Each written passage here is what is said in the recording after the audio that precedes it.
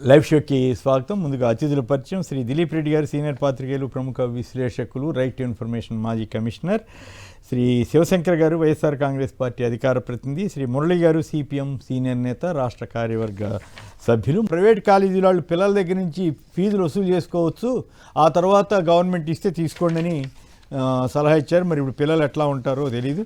ఇంకో ఇంట్రెస్టింగ్ విషయం ఏంటంటే, ఇది అఫ్కోర్స్ ఆ ప్రాంతం అయినా తెలంగాణ నా బ్రెయిన్ చైల్డ్ అని తాజాగా చంద్రబాబు గారు చేసిన వ్యాఖ్య అంతా సరదాగా తీసుకుంటున్నారు. ఏంటి రకరకాల విచిత్రమైన ఇవి చేస్తుంటారు కదా. ముందుగా రేవంత్ గారి వ్యాఖ్యలకి విజయన్ సమాధానం మీద సంక్షిప్తంగా మీ అభిప్రాయం.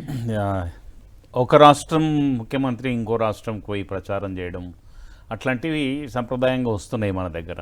ఒకవేళ వాళ్ళు టవరింగ్ పర్సనాలిటీస్ అయ్యి జాతీయ స్థాయిలో గుర్తింపు ఉన్న వాళ్ళు అయితే వాళ్ళు కూడా వస్తే ఆ పార్టీకి మద్దతు ఉంటుంది ఆ రాష్ట్రంలో అని ప్రచారం చేస్తారు. కానీ నా అభిప్రాయంలో అట్లా వెళ్ళే వాళ్ళు గణాంకాల విషయంలో కొంచెం జాగ్రత్తగా ఉండాలి. ఏం జరుగుతుంది హామీల విషయంలో cross verification, cross political counter parties ఉన్న పరిస్థితుల్లో, ఇప్పుడు ఫర్ ఎగ్జాంపుల్ కమ్యూనిస్టులనే తీసుకుంటే వాళ్ళు ఈడ పొత్తు ఉంది, కమ్యూనిస్టులకి కాంగ్రెస్ పార్టీకి తెలంగాణలో పొత్తుంది. కానీ అక్కడ పోయినప్పుడు కమ్యూనిస్ట్ పార్టీలే ప్రధాన ప్రత్యర్థులు, సిపిఎం కానివ్వండి, సిపిఐ కానివ్వండి. సో ఇక్కడ సమాచారం వెళ్తుంటుంది. ఇక్కడ క్రిటిసైజ్ చేసేవాళ్ళు కానీ ముఖ్యంగా హామీల విషయంలో మేము అక్కడ అమలు చేశాం. మీకు గుర్తుంది తెలంగాణ ఎన్నికలప్పుడు కర్ణాటకలో మేము 5 హామీలు ఇచ్చాము, 5టిని అమలు చేశాము అని బాగా అనుకూలంగా ప్రచారం చేసుకున్నారు. ప్రజలు కొంతవరకు నమ్మారు. నమ్మడం వల్ల వాళ్ళు ప్రయోజనం పొందినారు, రాజకీయంగా పొలిటికల్ బెనిఫిట్ పొందిన తర్వాత ఇప్పుడు కేరళలో పోయి అట్లా చేయాలి అని అన్నప్పుడు నిజం వాస్తవం తెలంగాణ గ్యారంటీ ఇస్తుందండి తెలంగాణ కాంగ్రెస్ కేరళ వాళ్ళకి. తెలంగాణలో గ్యారంటీల్లో మేము ఈ 6 గ్యారంటీలు ఇచ్చినాము, ఇందులో 4 చేసినాము, అది కూడా దశల వారీగా చేసినాము. ఇమీడియట్గా 2 చేసినాము, తర్వాత కాలక్రమంలో 2 చేసినాం, ఇంకొక 2 ప్రాసెస్లో ఉన్నాయంటే అబద్ధం అవ్వదు. అది దాన్ని ఖండించడానికి కూడా అవకాశం ఉండదు. ఈ 2 ఇవ్వలేమని మేము మొత్తం 6 అమలు చేశామని అంటే అవతల వాళ్ళు ఎవరైనా కూడా పొలిటికల్గా కౌంటర్ చేయడానికి డేటానే తీసుకుంటారు. ఇవాళ రేపు సోషల్ మీడియా వచ్చేసిన క్షణాల్లో తెలిసిపోతుంది కదా. కాకుండా పని కట్టుకొని చేసే వాళ్ళు కూడా ఉంటారు రాజకీయంగా. అటువంటి టైంలో ఆ డేటా తీసుకొని వాళ్ళు ఎక్స్పోజ్ చేస్తే నలుగుట్లో నవ్వుబాటు అవడమే తప్ప దానివల్ల రాజకీయ కిషన్ రెడ్డి గారు కూడా అన్నారు కదా, ఆయన కూడా ఇదే డాటా ఇస్తున్నారు. ఏది 2,500 రూపాయలు మహిళలకు ఇస్తున్నారు, 4,000 వృద్ధాప్య పెన్షన్ ఇస్తున్నారు, నిరుద్యోగులకు నిరుద్యోగ భృతి ఇస్తున్నారు. ఈ 3 అమలు కాలేవు కదా అని వాళ్ళు రేజ్ చేస్తున్నారు. రైట్. హేమాద్రిరావు గారు, విజయవాడ, సంక్షిప్తంగా మాట్లాడండి దయచేసి. నమస్కారం. ఒక మావిగన్ గురించి మాట్లాడతాను సార్. పాయింట్లు సార్. మావిగన్ super idea sir, super idea. దానికి ఒకటి ఏంటంటేనండి, ఒక అమరావతి రైతులు పాపం వాళ్ళకి ఏం చేస్తారో ఇలా 3 ఇచ్చినందువల్ల అదొకటి చెప్పి, ఇంకొకటి సార్ మొండిగా ప్రవర్తిస్తున్న ప్రభుత్వానికి అంటే 20,000 ఖర్చు పెట్టాల్సిన 2 లక్షలు ఖర్చు పెట్టినారు కదా, అది ఎవరు ఒక్క అమరావతి కోసమే ఖర్చు పెడుతున్నారు. రెస్ట్ ఆఫ్ ఆంధ్ర వాళ్ళు ఆ ట్యాక్స్ రూపాయలు కడుతున్నారు. నా యొక్క ప్రజాభిప్రాయం ఏంటంటే 100 రూపాయలు ఖర్చు పెట్టారనుకోండి, అందులో 30 రూపాయలు గ్రాంట్గా వచ్చింది అనుకోండి, సపోజ్ 70 రూపాయలు మన ట్యాక్స్ గా వసూలు చేస్తారు. ఆ 70లో 35 రూపాయలు అమరావతి వాళ్ళ దగ్గర నుంచి వసూలు చేయాలి, మిగతా 30 రెస్ట్ ఆఫ్ ఆంధ్ర నుంచి వసూలు చేయాలి. ఎందుకంటే అవును అంత ఖచ్చితంగా అంత మొండిగా ఉన్న. ఎందుకంటే ఒక విషయం అండి, మన రిజిస్ట్రేషన్ ఛార్జీలు పెట్టేప్పుడు అమరావతి ఎగ్జామ్షన్ ఇచ్చారు. అలాగే దీన్ని అట్లాంటప్పుడు ఎందుకు చేయకూడదు అని అమరావతి ప్రజలు ఆలోచించాలిగా. అరే అది కాదుగా. ఇప్పుడు చంద్రబాబు గారు ఏమంటున్నారంటే లక్షల కోట్లు ఆదా చేసే ఐడియా జగన్ గారు ఇస్తే బుద్ధి లేని వ్యాఖ్యలనేమో ఎదురుదాడి చేశారు. అదే సార్, అప్పుడు సరైన పద్ధతి ఇదే. అమరావతికి పేరు చేయాలి. విజయవాడ మచిలీపట్నం ఉండేవాళ్ళు మనుషులు కాదా, అమరావతి వాళ్ళు మనుషులు. విజయవాడ గుంటూరు మధ్య. అవును, రైట్ మిత్రమా, థ్యాంక్ యూ. జనాభిప్రాయం ఈ రకంగా కూడగట్టుకోవడం కూడా మంచిదే. జనం ఎందుకంటే లక్షల కోట్లు ఒకే చోట ఖర్చు పెట్టడం, అంత అవసరం లేని ఖర్చు పెట్టడం మీద జనంలో స్పందన కనపడతా ఉంది. ఇక మురళి గారితో కూడా, ఆయన సిపిఎం నాయకుడు కాబట్టి కేరళ విజయన్ వ్యాఖ్యలకి, రేవంత్ రెడ్డి గారి వ్యాఖ్యలకి ఇచ్చినటువంటి జవాబు మీద మీ స్పందన ఏమిటి? సంక్షిప్తంగా మీరు కూడా మాట్లాడండి మురళి గారు. సార్ నమస్కారం. మీకు ప్యానెల్లో నా మిత్రులకు అందరికీ. వాస్తవంగా హస్తిమస్తకాంతమంత తేడా ఉంది తెలంగాణకి కేరళకి. ఒక కాంగ్రెస్ పార్టీ అక్కడ పోటీ చేస్తా ఉంది, ప్రధానమైనటువంటి పక్షంగా ఉంది కాబట్టి ఈయన పోయి అక్కడ ప్రచారం చేసుకోవడం ఏమీ అభ్యంతరం లేదు. కానీ ఈయన తెలంగాణకు పోలికి చేసి కేరళ రాష్ట్రంలో పోయి విమర్శలు చేయడం అనేది ఒక అర్ధరహితమైనటువంటిది. అక్కడ కేరళ తీవ్ర పేదరికాన్ని సైతం దాటేసిందని చెప్పి కేంద్రంలో ఉన్నటువంటి బీజేపీ ప్రశంసించింది. కేంద్ర ప్రభుత్వమే అవార్డులు ఇచ్చినటువంటిది మనం చూస్తున్నాము. ఇది ఒక్కటే కాదు, అక్షరాస్యతలో కానీ లేదా ఈవెన్ వలస కార్మికులకి అవసరమైనటువంటి భద్రత కల్పించడంలో, వాళ్ళకి ఆఖరికి ఇళ్లు కట్టించడంలో కూడా దేశంలోనే ఒక ఆదర్శవంతమైనటువంటి పాత్రను పోషిస్తా ఉందని చెప్పారు.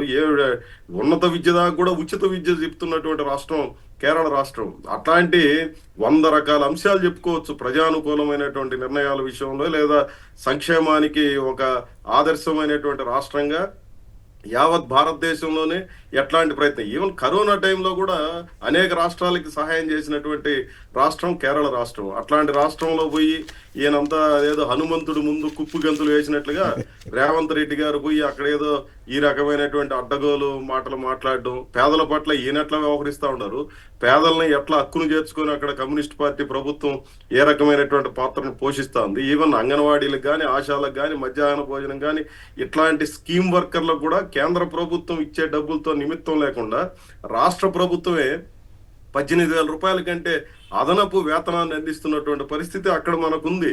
కాబట్టి ఇవన్నీ ఏమీ తెలియకుండా అక్కడికి పోయి ఏదో ఒక అడ్డగోలు వాళ్ళు రాయించినటువంటి స్క్రిప్ట్ చదివేసి మాట్లాడి ఇక్కడికి రావడం అనేది ఒక అర్ధరహితం. కేరళలో కాంగ్రెస్ గెలిపిస్తే తెలంగాణ తరఫున ఈయన గ్యారంటీ ఇస్తానని చెబుతున్నారు కదా అంత ధైర్యంగా. ఈయనకే గ్యారంటీ లేదు, ఈయన అక్కడ పోయి ఏమి గ్యారంటీ ఇస్తాడు? ఒక అర్ధరహితమైనటువంటి చర్చ తప్ప ఏమాత్రం సందర్భం లేనటువంటిది. ప్రస్తుతానికి గ్యారంటీ ఉన్నట్లు, ప్రస్తుతానికి కాంగ్రెస్ అధిష్టానం వీక్ అయింది కాబట్టి ఇక్కడ ఆయనకి గ్యారంటీగానే ఉన్నట్టుంది. పైగా చంద్రబాబు గారు అండ కూడా ఉంది కదా, సో న్యాచురల్లీ కొంత రైట్. స్పీకర్ గారిది అయితే మరీ అన్యాయంగా ఉంది. ఇలాంటి వ్యక్తిని స్పీకర్గా ఎట్లా పెట్టారనేది వస్తూ ఉంది. మరోవైపు డిప్యూటీ స్పీకర్ కూడా వివాదాస్పదంగా ఉండటం ఏంటి? దీని మీద శివశంకర్ గారు చెప్పండి సంక్షిప్తంగా. ఈ మావిగన్ను, ఈ అమరావతి అంశాల్లోకి వెళ్ళడానికి ముందు ఇటువంటి కీలకమైన ఇష్యూస్ కూడా మనం మాట్లాడుకోవాలి కాబట్టి దీని మీద మీ అభిప్రాయం చెప్పండి. రోజు రాష్ట్రంలో శాసనాలు తయారు చేస్తే ఆ శాసనాలకి పైన కూర్చొని ఆమోద ముద్ర వేసేటువంటి స్పీకర్ గా ఉన్నటువంటి ఆయన తరచూ, ఇది కొత్తగా కాదు, ఆయన ప్రతిసారి తరచుగా అధికారుల మీద, అదే విధంగా ప్రజల మీద, లేదా ముఖ్యమంత్రుల మీద కూడా లకారం భాషతో కొడకల్లానేటువంటి భాష వాడుతూ మీద దాడి చేయడం అనేటువంటిది ఆయనకి పరిపాటిగా వస్తుంది. ఎందుకంటే నన్ను అడ్డుకునేవాడు ఎవరు లేడు, చంద్రబాబు నాయుడు లాంటి వాళ్ళు నన్నేం చేస్తారులే, నేను చేసిందే కదా నేనేనేటువంటిది ఒక అహంకార ధోరణితో ఒక దళితుడి మీద ఆ దప్పు కొట్టేటువంటి ఆయన మీద చెంప చెల్లుమని కొట్టించేసేసి ఆ బండబూతులు తిడతా ఉంటే నిజంగా నిస్సిగ్గుగా ఉంది. ఈ యొక్క రాష్ట్రంలో స్వాతంత్రం వచ్చి ఇన్ని సంవత్సరాలు అయినా కూడాను ఇంకా దళితుల మీద అలా సిగ్గుగా ఉందని చెప్పాలి. సిగ్గుగా ఉంది నిజంగా. అది ఎంత దుర్మార్గమైనటువంటి చర్య అంటే దీన్ని ఖండించకపోవడము లేదా క్షమాపణలు చెప్పకపోవడము రాష్ట్రంగా దేశ ప్రజలంతా చూస్తున్నా కూడాను నివ్వెరపోయారు ఒక్కసారిగా. ఇదేంద్ర అయినా స్థానంలో చిన్న రోడ్ సైడ్ వాళ్ళు కొట్టినట్టు అలా చేయడం అనేటువంటి నిజంగా చాలా దుర్మార్గమైంది. ఇది ఒకటే కాదు, మీరు అన్నట్టు దీనికి తోడుగా ఈ 2 రోజుల వ్యవహారాలు చూసుకున్నట్లయితే అవతల తిరుపతిలో జనసేన ఎమ్మెల్యే పక్క నుండి జనసేన ముఖ్య నాయకుడు తీసుకొనేసి పోలీసుల చేతిలో ఉండే లాఠీ తీసుకొని ఒక మహిళ మీద, ఒక ప్రభుత్వ ఉద్యోగి మీద నట్టి నడు రోడ్డు మీద పట్ట పగలు కొడుతా ఉంటే కనీసం అంటే గనక పోలీసులు పక్కన ఎట్లా అదృష్టము పోలీసుల చేతులు లాఠీనే లాక్కున్నాడు, ఆ గన్ను తీసుకొని చేసింటే ఎంత ప్రమాదం జరిగింది ఒకసారి చూసినట్టు. తర్వాత అదే విధంగా ఇంకొక వీడియో వేశారు, పిఠాపురం అంటున్నారు, ఇంకా కరెక్ట్ గా సోర్స్ తెలియదు. ఆ యొక్క ఒక మహిళను ఫోన్ లాక్కొని కాళ్ళతో కొడుతూ ఇసిరిసిరి కొడతా ఉంటే కనుక కనీసం లా అండ్ ఆర్డర్ ఏమైంది సార్? హోంమంత్రిగా ఒక మహిళ ఉంది, కనీసం యొక్క ప్రభుత్వాలు ఉన్నాయి. ఆయన పవన్ కళ్యాణ్ గారు అంటారు, చంద్రబాబు నాయుడు గారు మహిళల జోలికి వెళ్తే అదే లాస్ట్ రోజు చివరి రోజు కావాలని, అంటే మహిళలకు చివరి రోజు కావాలనా లేకపోతే చేయి చేసుకున్న వాళ్ళకి అనేటువంటిది ఈరోజు ప్రశ్నార్థకంగా మారింది. ఇంత దుర్మార్గమైనటువంటి సంఘటనలు దళితుల మీద, అదే విధంగా పసికందు అనకాపల్లిలో పసికందు ఆక్సిజన్ లేక ప్రాణాలు కోల్పోయింది నిన్న అనకాపల్లిలో. సో ఇంత ఘోరాలు, అరాచకాలు, అన్యాయాలు జరుగుతున్నా కూడాను వీళ్ళు నిమ్మకు నిరెత్తినట్టుగా సాక్షాత్ ఎమ్మెల్యేలు వెళ్ళి ఎస్పీ ఆఫీస్ లో కూర్చొని డిఐజీ వాళ్ళ సమక్షంలోనే నేను లోపలికి తలుపులు వేసుకుని నేను రాను మీ ఇష్టమా అని చెప్పి అంటే ఎస్పీలు బతిమాలుకుండే పరిస్థితి. సార్ ప్లీజ్ బయటికి పోండి సార్ అని రాష్ట్ర అధ్యక్షులు, ఇన్ఛార్జి మంత్రులు అందరూ ఫోన్ చేసి కూడా నేను రాను అని అంటే ఈయన మెడిటేషన్ చేయిస్తాడట. వీళ్ళందరికీ కూడా జనసేన వాళ్ళందరికీ కూడా మెడిటేషన్ చేయించేసేసి ఓపిక తెచ్చుకొని ఇంకా దాడులు చేయండి, ఇంకా చేయండి అనేటువంటి పరిస్థితి తీసుకొస్తున్నారు. ఇది దుర్మార్గమైన చర్య. దళితులకు వెంటనే, అంటే చంద్రబాబు నాయుడు గారు అనేవాళ్ళు ప్రతిసారి దళితులు అంటే ఆయన చిన్న చూపే, ఎస్సీల్లో ఎవరైనా పుట్టాలనుకుంటారని ఆయన చెప్పినప్పుడే స్పీకర్ వెళ్ళి చెంపలు పగలగొడితే దానికేముంది? ఆవు చేల్లో మేస్తే దూడ గట్టులో మేస్తుందా సార్? ఇదే సామెత. ఆయనకి ఎస్సీలు అంటే గౌరవం లేదు, వీళ్ళకు లేదు. ఒక ఎస్సీ హోమ్ మినిస్టర్ ఉంది, ఆవిడైనా వెళ్ళేసి కనీసం అంటే అయ్యన్న పాత్ర దగ్గరికి వెళ్ళేసి రిక్వెస్ట్ అన్నా చేసుకొని క్షమాపణలు చెప్తే కనీసం ఆ దళిత జాతికి కాస్త వాళ్ళలో మానసిక వస్తే ఒక బూస్టింగ్ అనేది ఉంటుంది. లేకపోతే కనుక ఇంకా వాళ్ళలో ఇదే జాడ్యంతో ఇంకా రోజు రోజుకు డిస్కరేజ్ అవుతూ వాళ్ళకి సమాజంలో రావడానికి కూడా భయపడేటువంటి పరిస్థితులు ఈ రోజు ఈ యొక్క పాలకులు చేస్తా ఉన్నారు. దీన్ని పూర్తిగా వైఎస్ఆర్ కాంగ్రెస్ పార్టీ ఖండిస్తుంది. స్పీకర్ వెంటనే క్షమాపణలు చెప్పకపోతే ఆ వ్యక్తికి, అదే దళిత జాతికి, చంద్రబాబు నాయుడు కూడాను ఖచ్చితంగా దళితులకు క్షమాపణ చెప్పాల్సిందే. లేదా దళిత జాతి మా ఎస్సీ నేతలు కూడా ఊరుకోరు. ఖచ్చితంగా వైఎస్ఆర్ కాంగ్రెస్ పార్టీ నిలదీస్తుంది, ప్రజల్లోకి తీసుకెళ్తుంది, క్షమాపణలు చెప్పే వరకు వదిలిపెట్టదు అనేటువంటిది దళితుల తరపున వైఎస్ఆర్ కాంగ్రెస్ పార్టీ గట్టిగా డిమాండ్ చేస్తా ఉంది. రైట్. మురళి గారు చెప్పండి, మామూలుగా మీరు ఆందోళనలు అవన్నీ చేస్తే వెంటనే కేసులు పెట్టి జైలు పంపుతారు కదా, మరి మిమ్మల్ని ఇట్లా ఆందోళన చేసి మీలాంటి వాళ్ళకి కూడా మెడిటేషన్ పెట్టచ్చు కదా చంద్రబాబు గారు? నరసరావుపేట ఎమ్మెల్యే ఎస్పీ ఆఫీసులో కూర్చుని అంత గందరగోళం చేస్తే మెడిటేషన్ చేయిస్తానంటారేంటి? స్పీకర్ గారు అట్లా చేయటం ఏంటి? అలాగే మీరు చూస్తున్నారు ఆ జనసేన నాయకులు కొందరు ఆ మహిళ మీద అడ్డగోలుగా దాడి చేయటం ఏంటి? ఇప్పుడే విన్నాం, టైమ్స్ ఆఫ్ ఇండియాలో చదివాను, ఒక బాలిక మీద, ఒక గవర్నమెంట్ ఎంప్లాయీ మీద జరిగిన అఘాయిత్యం. సో ఈ పరిస్థితులన్నీ మీకు ఏమనిపిస్తున్నాయి? మెడిటేషన్ కరెక్ట్ అనిపిస్తుందా? మెడిటేషన్ తో చంద్రబాబు నాయుడు గారు శాంతి భద్రతలను కాపాడుతామని అనుకుంటున్నాడేమో, హాస్యాస్పదం. అంటే తెలుగుదేశం వాళ్ళకి, తెలుగుదేశం ఎమ్మెల్యేలు ఎంపీలు వాళ్ళు ఏ రాజకీయం చేసినా అయ్యో పోలీసు చేతి చేశారులే మెడిటేషన్ చేయిద్దామని అనుకుంటున్నారేమో.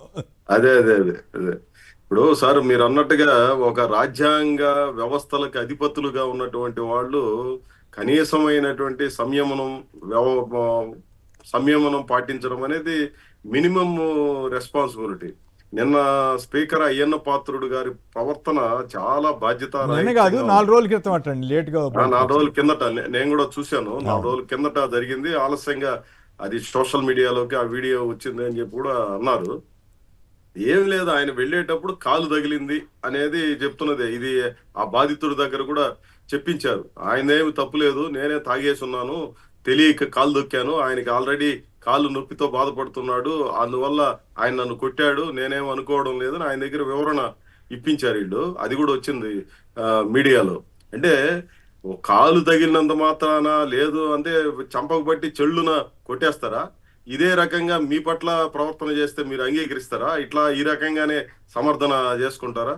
రాజ్యాంగ వ్యవస్థలకు అధిపతులుగా ఉన్నటువంటి వీళ్లే సహనం కోల్పోయి ఇది మొదటిసారి కాదు, గతంలో అనేక సందర్భాల్లో ఈ రకంగా వ్యవహరించినటువంటి మనిషి తొందరపాటుతనంగా మాట్లాడడం, ఆ నోట్లో కూడా భూత పురాణం మామూలుగా రాదు. ఇది సమంజసమైనటువంటిది కాదు. స్పీకర్ గారు లాంటి స్థానంలో ఉన్నటువంటి మనిషి ఈ రకంగా వ్యవహరించడం సమంజసమైనటువంటిది కాదు. ఆయన పునరాలోచన చేయాల్సినటువంటి అవసరం ఉంది. అదే మాదిరి అరవ శ్రీధరు నిన్న లాఠీ ఎత్తుకొని ఆయన రోడ్ల మీద స్వైర విహారం లాగా, ఇప్పుడు ఆ అమ్మాయి చేసింది తప్ప రైటా ఇవన్నీ వేరే అయితే, రోడ్లోకి వచ్చిన ఒక మహిళ పట్ల అక్కడ పోలీసులు ఉన్నారు, ఇతర అధికార యంత్రాంగం ఉంది, వాళ్ళు చూసుకుంటారు. అరవ శ్రీధర్ కాదు, ఆయన అనుచరులు. అరవ శ్రీధర్ కూడా ఉన్నాడని చెప్పి పక్కనే అక్కడే ఉన్నారు అనేటువంటిది వచ్చింది సార్. ఆయన కూడా ఉన్నారు అనేది వచ్చింది. కొట్టింది అయితే అనుచరులు అట. ఆయన నాగేంద్ర శెట్టి, తాతయ్య శెట్టి గారు ఎవరో ఒక ఆయన కూడా దాడి చేయడానికి ప్రయత్నం చేశాడు అని చెప్పి వీడియోలో నేను కూడా చూసింది. అది సమంజసమైనటువంటిది కాదు ఆ రకంగా మహిళల పట్ల ప్రవర్తించడం అనేది. ఇక ఆమె విధుల్లోకి రావడము లేకపోతే చేయడం, ఇవన్నీ అక్కడ పోలీసులు ఉన్నారు కదా. పోలీసులు ఎవరు లేకపోతే ఈయన ఏదో సింగిల్ గా రోడ్డు మీద పోతా ఉంటే ఏదన్నా జరిగితే అది వేరే. ఆమె ఒంటరి మహిళ, అనేక మంది ఎమ్మెల్యే చుట్టూతా చాలా పెద్ద ఎత్తున జనము, అధికార యంత్రాంగం వీళ్ళందరూ ఉన్నప్పుడు ఈ రకంగా ప్రవర్తించడం ఏమాత్రం సమంజసమైనటువంటిది కాదు. మీరు అన్నది మూడో విషయం, మార్కాపురంలో జరిగింది. నర్సరావుపేట. అక్కడ ఒక మహిళా ఉద్యోగిని మీద నీళ్లు తాగడానికి అని చెప్పి ఒకడు వచ్చి ఎంత దుర్మార్గంగా ప్రవర్తించాడనేది ఒక రకంగా ఒళ్ళు గగుర్పాటు కలిగించేంత ఆ ఘటన మొత్తం చూస్తే చదివితే అనిపిస్తుంది. ఇట్లాంటివి ఈ రకంగా డ్రగ్స్ విపరీతంగా పెరిగిపోవడం అటు తెలంగాణ రాష్ట్రంలో కానీ ఈ రోజు కూడా వచ్చింది. ఒక సీనియర్ ఐఏఎస్ అధికారి కొడుకు పట్టుబడ్డాడు నిన్న కొండాపూర్ లో జరిగినటువంటి దాడిలో అని చెప్పి వచ్చింది ఈ రోజు లేటెస్ట్ గా. అంటే డ్రగ్స్ విపరీతంగా పెరిగిపోవడం, మాదక ద్రవ్యాలు పెరిగిపోవడం, మత్తు పదార్థాలు ఆంధ్ర రాష్ట్రంలో విచ్చలవిడిగా పెరిగిపోవడం అనేది సాధారణమైన పసిపిల్లల దగ్గర నుంచి పెద్దవాళ్ళ దాకా అందరూ కూడా ఒక రకమైనటువంటి బానిసలుగా మారిపోయి విచక్షణ కోల్పోయి తనకు ఎదురుగా కనిపిస్తున్నటువంటి వాళ్ళ పట్ల ఏ రకంగా ప్రవర్తిస్తున్నారు అనడానికి ఇవన్నీ కూడా తాజా ఉదాహరణ. నిన్న జరిగినటువంటి ఘటనలో కూడా ఇట్లాంటిది ఏమైనా ఉందా అనేది లేదు. మామూలు మనిషిలాగా ప్రవర్తించాలి అతను ప్రవర్తించినటువంటి తీరు చాలా దుర్మార్గంగా ఉంది. ఇనుప చువ్వతో ఆమెకు చేసినటువంటి గాయం ఇవన్నీ కూడా మామూలు సాధారణ మనుషులు చేసేది కాదు. ఇది ఒక తీవ్రమైనటువంటి స్థాయికి వెళ్ళిపోయినటువంటి వాళ్ళు చేసేటువంటివి. కాబట్టి వీటన్నిటికీ నియంత్రణ గురించి ప్రతిరోజు మాట్లాడుతూ ఉన్నాడు చంద్రబాబు నాయుడు గారు, హోమ్ మినిస్టర్ గారు. ఏగల్ టీములు, ఇన్ని టీములు తిరుగుతున్నా, ఇంత వ్యవస్థలు ఇంతున్న నేరాలు విపరీతంగా పెరిగిపోతున్నటువంటి పరిస్థితి. నేరాల పెరుగుదలకు ప్రధానమైనటువంటి కారణంగా గుర్తించింది కూడా ఈ డ్రగ్స్ మహమ్మారి తీవ్రత చాలా తీవ్రంగా ఉంది అనేది. కాబట్టి వీటి మీద ప్రత్యేకమైనటువంటి ఇది పెట్టకుండా ఎవరో కనిపించినటువంటి వాళ్ళు డ్రగ్స్ తీసుకున్నటువంటి వాళ్ళని శిక్షిస్తే దాని వెనక ఉన్నటువంటి మూలాలని వెలికి తీయకుండా దాన్ని శిక్షిస్తున్నారు సార్. తెలుగుదేశం ఎంపీ మీద ఆరోపణ వస్తే ఇప్పుడు రేవంత్ రెడ్డి గారు మరి గవర్నమెంట్ ఏం చేసింది? హ్యాపీగా వదిలేసింది. ఇంతవరకు అసలు విచారణకు కూడా పిలవలేదు కదా. అది గొప్ప విషయం కదా. అదే మామూలు వేరే వాళ్ళు అయితే అసలు ఎంత గందరగోళం చేసి ఉండేవాళ్ళు.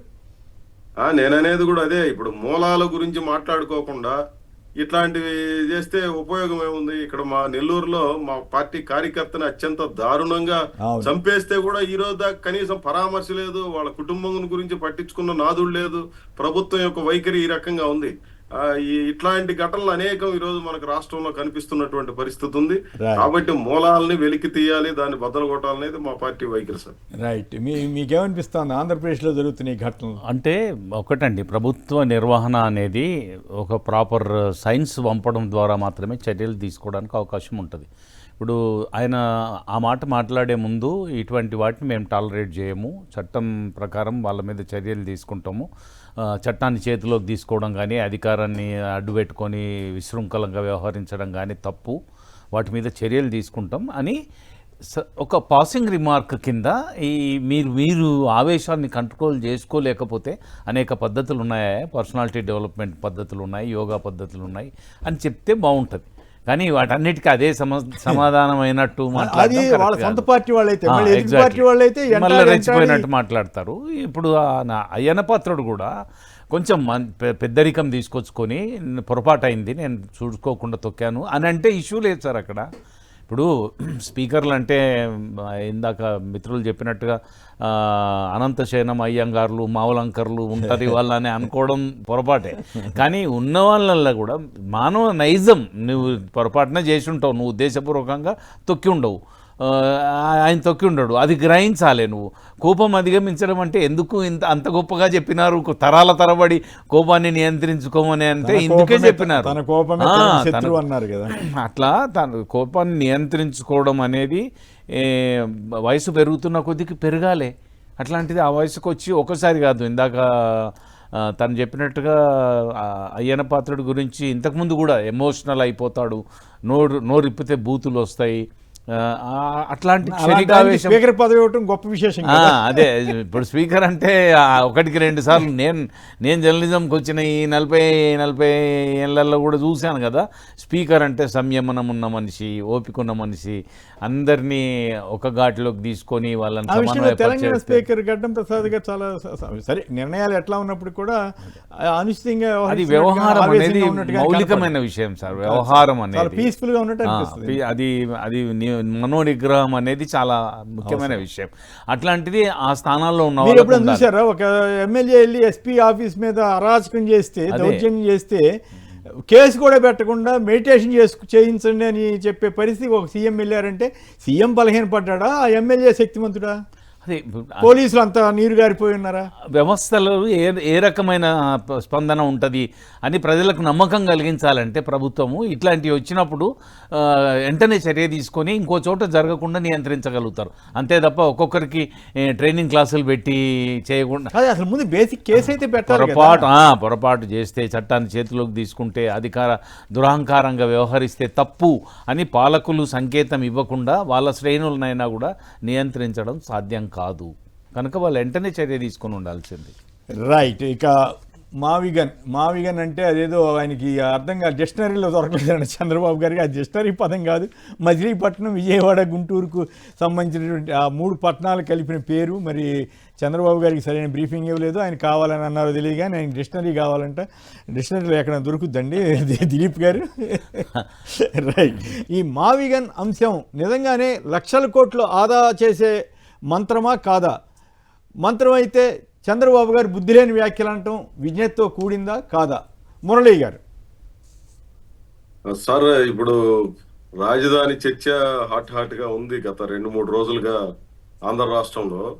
దీని మీద మా పార్టీకి సంబంధించిన వైఖరిని నేను ముందు వివరిస్తాను. ఇప్పుడు వాస్తవంగా జగన్మోహన్ రెడ్డి గారు ఒక ప్రతిపాదన చేశారు.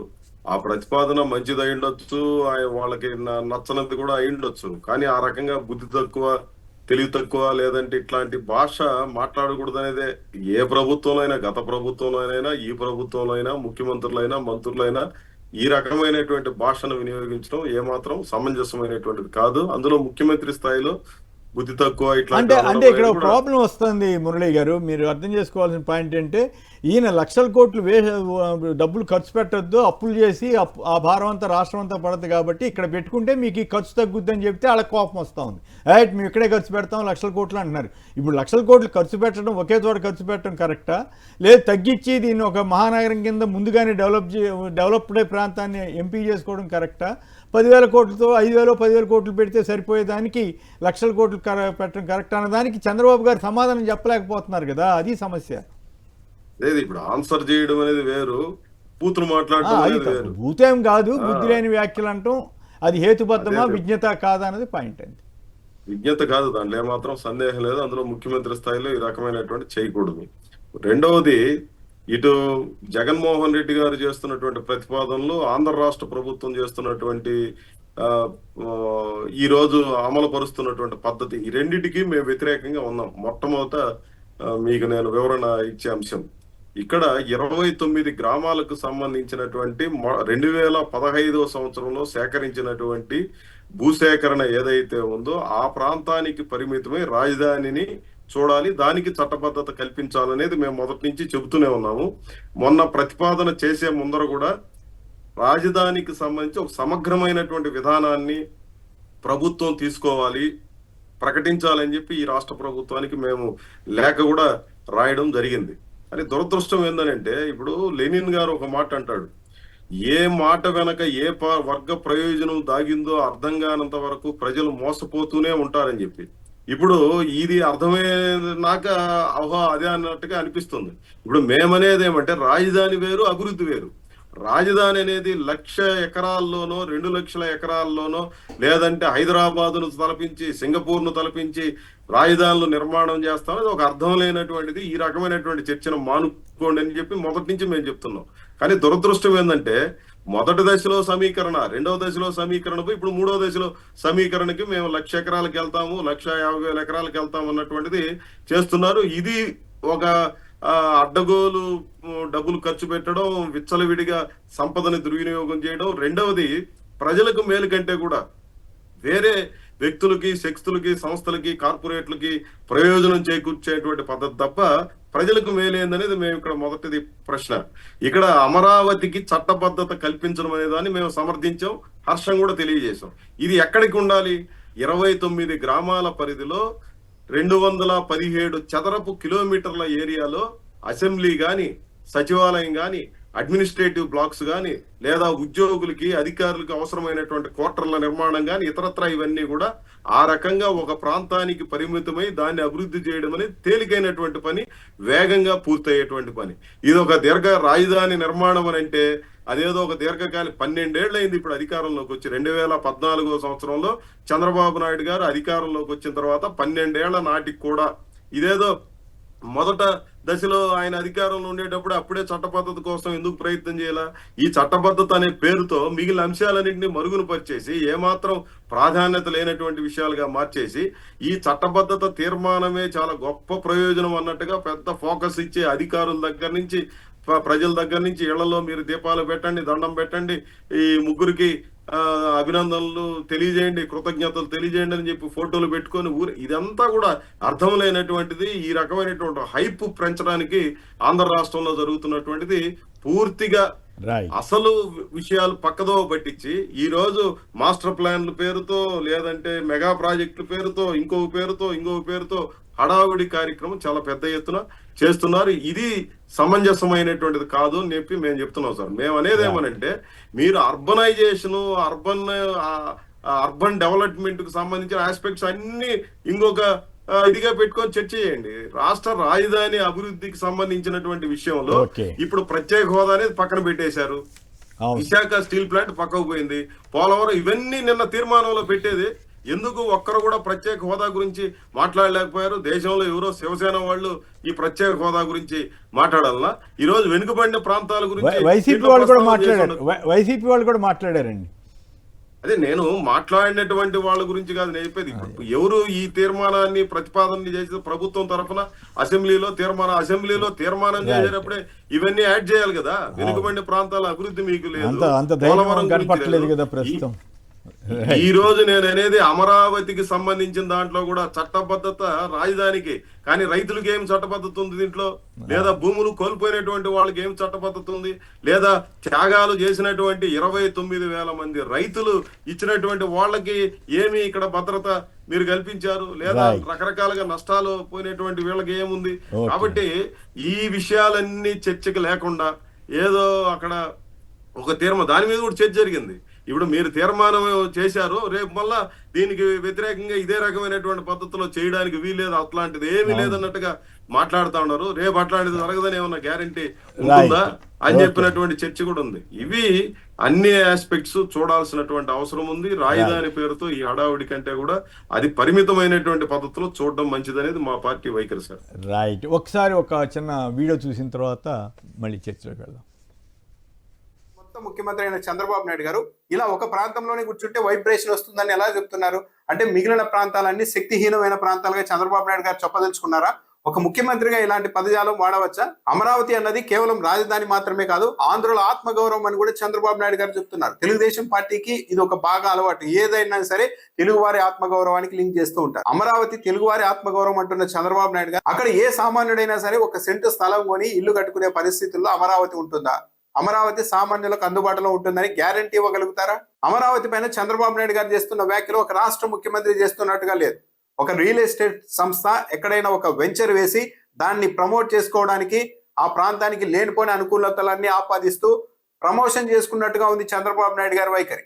చంద్రబాబు నాయుడు గారు అమరావతిని ఎవరు కదిలించలేరు, శక్తివంతంగా మార్చామని చెప్తూ ఉన్నారు. అమరావతి మీద అసెంబ్లీలో ప్రకటన చేసేటప్పుడు చంద్రబాబు నాయుడు గారు ప్రతి జిల్లాకు 10 హామీలు ఇచ్చారు. ఎయిర్పోర్టు, పోర్టులు, ప్రముఖ సంస్థలు, ఆ హాస్పిటల్, ఎయిమ్స్ అని ఇలాంటి హామీలు ఒక్కో జిల్లాకు 10 హామీలు ఇచ్చారు.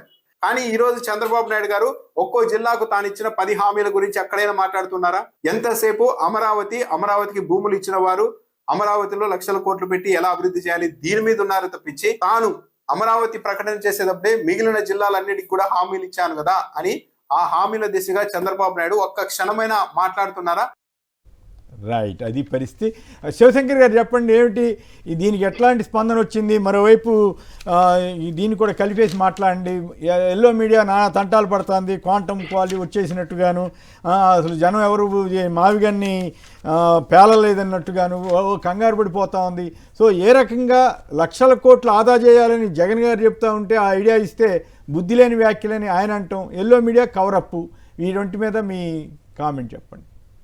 సార్, ఇప్పుడు చంద్రబాబు నాయుడు, తెలుగుదేశం పార్టీ, ఈనాడు, ఆంధ్రజ్యోతి వీళ్ళకి సంబంధించినటువంటి ఆస్తి కాదు, వీళ్ళకి సంబంధించినటువంటి ఇల్లు కాదు, వీళ్ళ పార్టీ ఆఫీస్ కాదు వాళ్ళు చెప్పేటువంటిది. ఒక ముఖ్యమంత్రి హోదాలో ఉన్నటువంటి వ్యక్తి రాష్ట్రంలోని ప్రజలందరి అభిప్రాయాలు తీసుకోవాలి. అదేవిధంగా జగన్మోహన్ రెడ్డి గారికి మీరు మాట్లాడినట్టు అంత హీనంగా అంత లూజ్ టాక్ గా మాట్లాడాల్సినటువంటి అవసరం చంద్రబాబు నాయుడుకి లేదు. ఎందుకంటే జగన్మోహన్ రెడ్డి గారు అనేటువంటి వ్యక్తి ఒక మాజీ ముఖ్యమంత్రిగా, అదే విధంగా ఒక పార్టీకి అధ్యక్షుడిగా, అదే విధంగా మీరు గుర్తించినా గుర్తించకపోయినా ప్రతిపక్ష నాయకుడిగా 40% ఓట్లతో ఉన్నటువంటి ఒక నాయకుడు ఒక ప్రతిపాదన చేస్తే మీరు ఇష్టం వచ్చినట్టు లూజ్ టాక్ మాట్లాడడం అనేటువంటిది సమంజసం కాదు. ఎందుకంటే మావిగన్ అనే పదం డిక్షనరీ లేదు, జ్ఞానం లేదు, బుద్ధి లేదు అంటున్నారు కదా. అయ్యా, డిక్షనరీలో పదాలు ఎలా వస్తాయో తెలుసుకో చంద్రబాబు నాయుడు గారు. మీ ఇంటి పేరు, నా ఇంటి పేరు, ఈ రాష్ట్రంలో ఉండేటువంటి ఊర్ల పేర్లు కానీ వాళ్ళ పేర్లు కానీ ఒకసారి మీరు అందరూ చెక్ చేసుకోండి, డిక్షనరీలో ఉంటాయా? ఇప్పుడు కూడా ఉంది, లేకపోతే జీవీఎంసీ ఉంది, విఎంసీ ఉంది, ఇవన్నీ కూడా పెట్టినప్పుడు ఎక్కడి నుంచి వస్తాయి? మనం క్రియేట్ చేసిన తర్వాత ఆ పదాలు డిక్షనరీలోకి వెళ్ళి దాని మీనింగ్ వస్తాయి. ఈ మావిగన్ అనేటువంటి పదము మీకు మీ ఎల్లో మీడియాకి అంతా కూడాను వణుకొస్తా ఉంది. ఎందుకంటే ఈ రాష్ట్రంలో అత్యధికంగా 3 రోజుల నుంచి గూగుల్ సెర్చ్ ఇంజిన్ లో సెర్చ్ చేసినటువంటి పదము మావిగన్. ఈ రోజు చాట్ జీపీటీలో కావచ్చు, ఏఐలో కావచ్చు, ఇమ్మీడియట్ గా మావిగన్ అంటే ఏంటి అనేటువంటిది కొట్టింది. దాదాపు 3 కోట్లు 2 రోజుల్లో 3 కోట్లు. నాకు ఆ టెక్నాలజీ మీద అంత ఈ అవగాహన తక్కువ, నేను పెద్ద ఫాలో. చాలా ఇంట్రెస్టింగ్ విషయం చెప్పారే.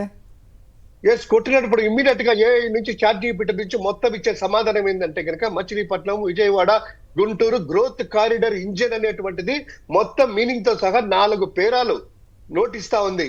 ఈరోజు ఎందుకు వస్తా ఉంది అది పేరు? జగన్మోహన్ గారు ఒకరే అన్నప్పుడు రాదే.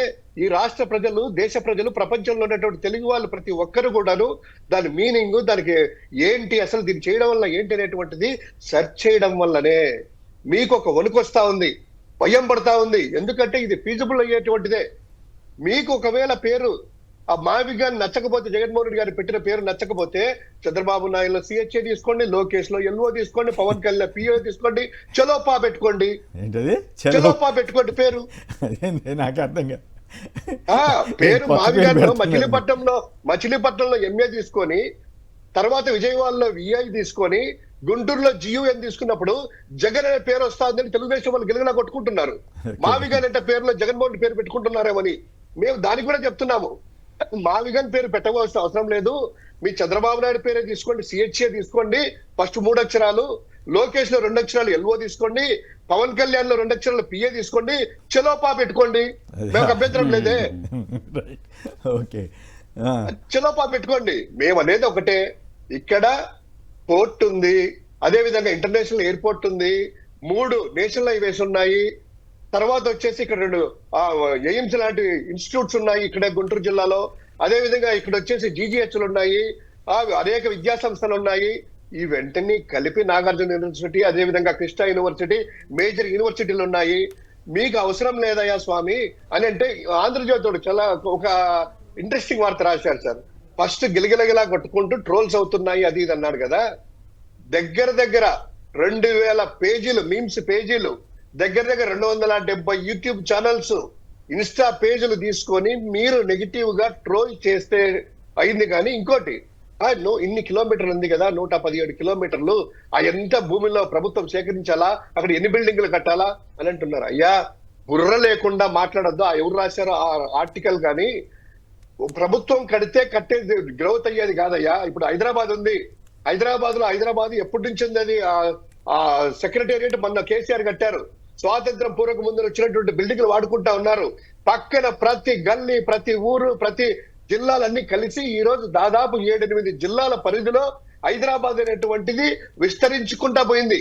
ప్రభుత్వ భవనాలు కాదు, ప్రజలు వచ్చి అక్కడ తన యొక్క స్థిర నివాసాలు ఏర్పరచుకొని ప్రైవేట్ ల్యాండ్లని డెవలప్ చేసుకుంటా వెళ్తే ఈ రోజు సగం తెలంగాణ హైదరాబాద్ అయిపోయింది.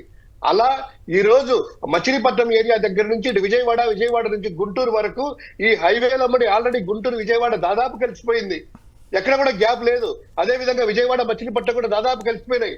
ఇవన్నీ కలిసిపోయి ఈ ప్రాంతాలు చేసుకుంటే మీరు అక్కడ పెట్టే 2 లక్షల కోట్ల బదులు కనీసం 5% అంటే 10,000 కోట్లతో దాదాపు ఇది పూర్తవుతుంది.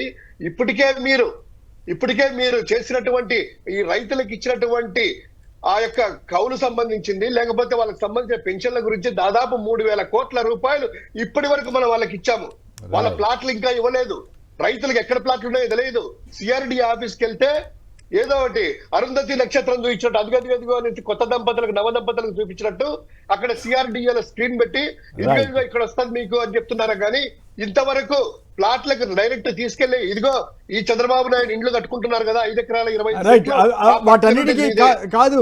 ఇప్పుడు జగన్ గారు అవన్నీ ప్రస్తావిస్తే వాటి సమాధానం ఎక్కడని చెప్పారా?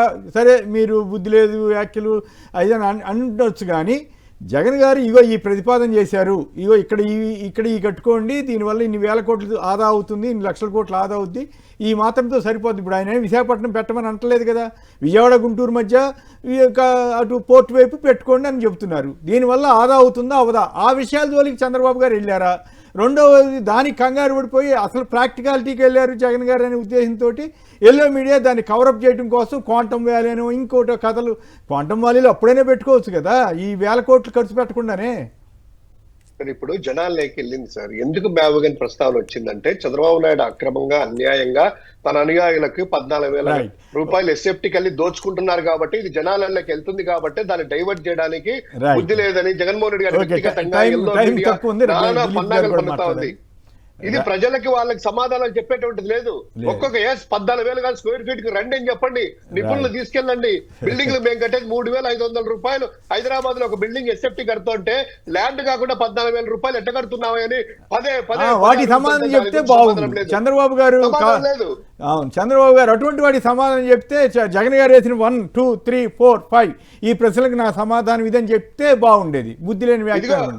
అదే ఇదిగో 29,000 మంది అప్పుడు ఎవరిది విజ్ఞత అనేది మా ఇంటి పక్కన ఉంది, లేకపోతే నారాయణ ఇంటి పక్కన ఉంది, లేకపోతే లింగంలేని ఇంటి ల్యాండ్ పక్కన ఉంది, లేదా హెరిటేజ్ పక్కన ఉంది, లేదా బాలకృష్ణ ఇంటి పక్కన ఉంది, లేకపోతే కనుక పయ్యావుల కేశవ్ తీసుకున్న ఆయన ఇంటి పక్కన ఉంది అని చూపిస్తే రియల్ గా తీసుకెళ్లి రైతులు ఇదిగో అని జగన్మోహన్ రెడ్డి గారి పచ్చకి చంద్రబాబు సమాధానం చెప్పారని చేసి మనం కూడా అప్రిషియేట్ చేస్తాం. రైట్, ఓకే, చెప్పండి, మీరు చెప్పండి. పెమ్మసాని చంద్రశేఖర్ గారు ఓపెన్ గా చెబుతున్నారు ఇప్పుడే డెవలప్ అయ్యేది కాదని. ఆయన కూడా చంద్రబాబు గారు మొన్నటిదాకా హైదరాబాద్ మించిపోద్దని చెప్పారు. సో ఈ పరిణామాలు ఇంకోవైపు తెలుగుదేశం వారు కంగారు పడుతున్నారనడానికి ఉదాహరణ నాకు అనిపిస్తుంది, if I'm not wrong. Yellow media ఈనాడు ఆంధ్రజ్యోతి రాస్తున్న తీరు గబగబా కంగారు పడిపోయి అదని ఇదని రాస్తున్నారు. సో ఈ కవరింగ్ అప్ వీటి మీద మీ నేనేమంటానంటే సరుకు లేనప్పుడే పెరి విషయాల మీద మళ్ళిస్తారు, స్ట్రైట్ ఆన్సర్స్ ఇవ్వకుండా మాట్లాడుకోవడం. ఎందుకంటే అసలు విషయం ఏంటంటే రాజధాని ఏది 7 సంవత్సరాలు ముందు 5 సంవత్సరాలు 14 ఇప్పుడు పుష్కర కాలం అయింది రాష్ట్ర విభజన జరిగి. దేశ చరిత్రలో ఎప్పుడు లేనట్టు ప్రత్యేక రాష్ట్రం కోరుకుంటున్న వాళ్ళే కొత్తగా రాజధాని ఏర్పాటు చేసుకోవడం అనేది స్వతంత్ర భారతదేశంలో జరిగింది. కానీ ఇక్కడ విచిత్రంగా ఏమైంది, సమైక్యం కోరుకొని విభజన వద్దు అన్న వాళ్ళకే రాజధాని లేని పరిస్థితి, ప్రత్యేక రాష్ట్రం కోరిన వాళ్ళకి రాజధాని హైదరాబాద్ వచ్చినప్పుడు ఏమన్నారంటే ఆంధ్ర ఎంటైర్ 13 డిస్ట్రిక్ట్స్ ఆఫ్ ఆంధ్రాలో ఒక హార్ట్ బర్న్ ఏముండింది అంటే అయ్యో మనకే ఉంటుంది కదా, మన రాజధాని కదా అనే భావనతోటి ఈ 50-60 సంవత్సరాల్లో మేమంతా కూడా హైదరాబాద్ని కాన్సన్ట్రేట్ చేసినాము. మేము కూడా వెళ్ళినాము, పెట్టుబడులు పెట్టినాము, భాగమైనాము. ఇప్పుడు మేము సడన్గా మాకు హైదరాబాద్ లేదు అని అంటే బాధ అవుతుంది అని అన్నప్పుడు కాన్సన్ట్రేటెడ్ డెవలప్మెంట్ ఎట్ 1 పాయింట్ జరగకూడదు, ఇది డివిజన్ జరగాలి, వికేంద్రీకృతంగా ఉండాలి అన్న ఆలోచనలోంచి శివరామకృష్ణ కమిటీ వాళ్ళు చెప్పారు. కమిటీ వేసి కమిటీ రిపోర్ట్ రాకముందే వాళ్ళు ఏకపక్షంగా నిర్ణయం తీసుకొని ఇది అమరావతి అని ప్రకటించినారు. అట్లా కాదు అని తనకు అవకాశం వచ్చినప్పుడు జగన్మోహన్ రెడ్డి గారు ఏమన్నారు, ఉండనియండి ఇక్కడ ఒకటి పెట్టుకుందాము, ఒక కొంత పాత్ర. ఇప్పుడు ఇవాళ ఉన్న ఆధునిక జనరేషన్లో కమ్యూనికేషన్స్ డెవలప్ అయినాక అన్ని చోట్ల నుంచి కూడా పాలించుకోవచ్చు, అట్లా ఎగ్జాంపుల్స్ మోడల్స్ కూడా ఉన్నాయి అని ఇక్కడ నుంచి ఒక రకంగా విశాఖపట్నం నుంచి అడ్మినిస్ట్రేషను, అట్లాగే కర్నూలు నుంచి న్యాయ రాజధాని అని 3 భాగాలు. In case if you won't accept this formula, B formula కూడా ఒక సెక్షన్ ఏమంటాం మనము, ఏ ప్లాన్ బి ప్లాన్ అంటాం కదా, బి ప్లాన్లో ఒకవేళ ఇదే ఉండాలి వికేంద్రీకృత రాజధాని కాదు అనుకున్నప్పుడు మచిలీపట్నంలో పోర్ట్ ఉంది, ఇంటర్నేషనల్ ఎయిర్పోర్ట్ చేసుకోవచ్చు, కలుపుకొని తక్కువ పెట్టుబడితోటి చాలా వేగంగా ఒక ఇంటర్నేషనల్ స్థాయి రాజధానిని డెవలప్ చేసుకోవడానికి అవకాశం ఉంటుంది అని మచిలీపట్నం విజయవాడని కలిపి మన సౌలభ్యం కోసం మావిగన్ అని అన్నారు. మావిగన్ ఏంటి అంటే అదే ఇప్పుడు అంటాడు చంద్రబాబు. ఇప్పుడు ఏమంటారంటే సార్ ఈ ఆల్గరిథమ్స్ ఉంటాయి, ఆల్గరిథమ్స్ డ్రివెన్ ప్రపంచంగా అవతరిస్తున్నాం ఇప్పుడు ఇప్పుడు యువల్ నోవా హరారి అని ఇజ్రాయెల్ ప్రొఫెసర్ చెప్తాడు, మనిషి హ్యూమన్ సెంట్రిక్గా పోయి ఇవాళ ఆల్గరిథం సెంట్రిక్గా అయింది అని. సౌలభ్యం కోసం ఆయన ఏదో చలోపా అని పెట్టుకోండి అని అన్నాడు. అట్లా సౌలభ్యం కోసం ఉంది. దాని మీద సిబిఎన్ అని అంటారు, ఇట్లా రకరకాలుగా అంటారు. అది ముఖ్యం కాదు, కానీ పుష్కర కాలం అయింది రాజధానికి ఊరికే అంటే ఇందాక కేంద్ర మంత్రి గారు డైరెక్ట్ గా ఒక ఇంటర్వ్యూలో చెప్తున్నారు, అప్పుడే అక్కడ అవుద్ది అక్కడ ఏమి లేదు అని కూడా ఓపెన్ గా చెప్తున్నారు. అన్ని అయిపోయినట్టు చంద్రబాబు అదే కాంట్రడిక్షన్. ఒక పార్టీలోనే ఇప్పుడు కాదు కొంత చాలా టైం పడుతుంది అనే అభిప్రాయాన్ని చంద్రశేఖర్ చెప్తే, లేదు అయిపోయింది అని ఒక రోజీ పిక్చర్ ఇవ్వడానికి ముఖ్యమంత్రి ప్రయత్నం చేయండి. నేను డెమోక్రసీని వీళ్ళు వ్యతిరేకంగా ఉన్నారు. డెమోక్రసీలో డైలాగ్ ఇంపార్టెంట్ అండి. ఒక ప్రతిపాదన వస్తే ఇప్పుడు కాదు జగన్ గారి చర్చ పెట్టాలి, దీనివల్ల నష్టం ఉంది, నష్టం మీద లాభం మీద నువ్వు ఒక ఆర్గ్యుమెంట్ ప్రమోట్ చేయాలి. అవతల ఇప్పుడు ఏంటంటే క్లియర్గా గీత గీసుకొని వాళ్ళు ప్రతిపక్షం కనుక వాళ్ళు మాట్లాడేది లెక్క చేయకూడదు. మనం అధికారంలో ఉన్నాం కనుక మన మాట సంక్షిప్తంగా చెప్పండి. నేనేమంటున్నా, మీడియాకి లైన్ ఉండకూడదు, మీడియాకి న్యూట్రల్ పొజిషన్ ఉండాలి. ఉండి ఇట్లాంటి వచ్చినప్పుడు ఎస్ మీ దగ్గర మెటీరియల్ ఉంటే మెటీరియల్ తోటి ఈ ప్రోస్ అండ్ కాన్స్ వివరిస్తూ దీనివల్ల ఈ నష్టం ఉంది, దీనివల్ల ఈ ప్రయోజనం ఉంది అని చెప్పాలి తప్ప గేమ్ లాగా వాళ్ళు అచ్చంగా బుధాన్ని వేసుకుని డామినేట్ చేయడానికి ప్రయత్నం చేయడం అనేది కరెక్ట్ కాదు. అది మీడియా లక్షణం కూడా కాదు. అది రైట్. పైగా పాత విషయాలు అవన్నీ పెట్టి అందరినీ తిట్టడం ఏందో పిచ్చి పట్టినట్టు చేస్తున్నారు. ఈనాడు మనమైతే ఇంతకుముందు ఇంత నీచంగా చూడలేదు, ఈనాడు వాళ్ళైతే అంత నీచంగా మారిపోతారని నేనైతే ఊహించలేదు. రైట్, సమర్థించు వ్యతిరేకించు, బట్ రీజనబుల్గా రాయండి, తప్పేం. That is the duty of media sir, that is the duty of media to disseminate. లేదు తెలుగుదేశం ముద్ర వేసుకో, శుభ్రంగా మీ ఇష్టం, ఏదన్నా చెత్త చెదారం మంచి చెడు అన్నీ రాసుకో, తప్పలేదు. కానీ అట్లా అయిపోయారు వాళ్ళు. రైట్. దిలీప్ రెడ్డి గారు, శివశంకర్ గారు, ఒక చిన్నది ఇంపార్టెంట్ కాలరు కొమ్మినేని గారిని ఒక ప్రశ్న అడగండి సార్ అనేసి పెట్టాడు. ఎందుకంటే ఈ అయ్యన్న పాత్ర గారు దళితుల మీద కొట్టారు కదా, మందకృష్ణ మాదిగ గారికి ఆయన టీవీ సాక్షిగా అడిగితే కనీసం అంటే ఇంతకుముందు హోంమంత్రి గారిని పవన్ కళ్యాణ్ గారు హోంమంత్రిగా పనికిరాదంటేనే ఇమీడియట్ గా వచ్చి చంద్రబాబు దగ్గర పంచాయతీ పెట్టాడు కదా. ఈ రోజు ఒక డప్పు కొట్టేటువంటి ఒక ఆయన్ని చెంపబట్టి కొడితే దళితుడిని మందకృష్ణ మాదిగ గారు రమ్మని చెప్పండి సార్. ఆయనకు తెలియకపోవచ్చు ఇన్ఫర్మేషన్. మీరు చెప్పదలసింది మీరు చెప్పారు కదా, సంతోషం. రైట్. మరి అది చంద్రబాబు గారు సమానం చెప్ప అన్నిటికంటే ఆశ్చర్యం, మేమంతా 50 ఏళ్ళుగా నేను ఈ జర్నలిజంలో చూస్తున్నాను, 71 నుంచి రాజకీయాలు అబ్జర్వ్ చేస్తున్నాను, 1971 నుంచి చేస్తున్న వాడిని ఒక ఎస్పీ ఆఫీస్కి వెళ్ళి ఒక ఎమ్మెల్యే అంత స్థాయిలో దౌర్జన్యం చేస్తే కేసు కూడా లేకపోగా మెడిటేషన్ చేయిస్తానని చెప్తున్న ముఖ్యమంత్రి గారు రాష్ట్రాన్ని అడ్మినిస్ట్రేషన్గా బ్రహ్మాండంగా తీసుకెళ్తున్నానని ఇంకో వైపు చెబుతారు. మరి ఇక జనం వాళ్ళ ఇష్టం, వాళ్ళు ఎట్లా నమ్ముతున్నారో ఏంటో చూద్దాం. రైట్. శివశంకర్ గారు, మురళి గారు, దిలీప్ రెడ్డి గారు అందరూ కూడా ధన్యవాదాలు. ఇది నేటి చర్చా కార్యక్రమం. నమస్కారం.